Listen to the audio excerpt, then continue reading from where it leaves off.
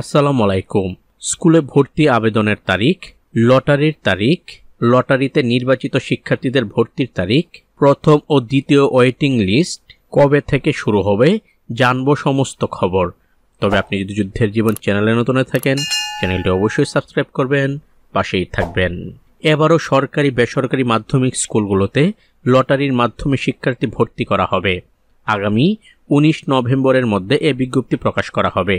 21 November থেকে শিক্ষার্থীরা স্কুলগুলোতে ভর্তির আবেদন করতে পারবে, যা চলবে 5 ডিসেম্বর পর্যন্ত। ডিজিটাল লটারি সম্ভাব্য তারিখ নির্ধারণ করা হয়েছে 14 ডিসেম্বর। সোমবার মাধ্যমিক ও উচ্চ মাধ্যমিক অধিদপ্তরের মাওসির মহাপরিচালক অধ্যাপক বি.এম. আব্দুল হান্নানের সভাপতিত্বে অনুষ্ঠিত সভায় এ সিদ্ধান্ত নেওয়া হয়। ঢাকা মহানগর ভর্তি কমিটির সভা শেষে সোমবার বিকালে এসব সিদ্ধান্ত জানান ঢাকা মহানগর ভর্তি কমিটির সদস্য এবং মাধ্যমিক ও উচ্চ মাধ্যমিক শিক্ষা অধিদপ্তরের ভর্তি মাধ্যমিক শাখার পরিচালক অধ্যাপক খান মহিউদ্দিন আল মাহমুদ সোহেল। তিনি বলেন, এবারও লটারি ভর্তি প্রক্রিয়া কারিগরি সহায়তা দেবে রাষ্ট্রীয় মালিকানাধীন মোবাইল অপারেটর টেলিটক। অনলাইনে আবেদন নিয়ে লটারি প্রক্রিয়া চালানো হবে।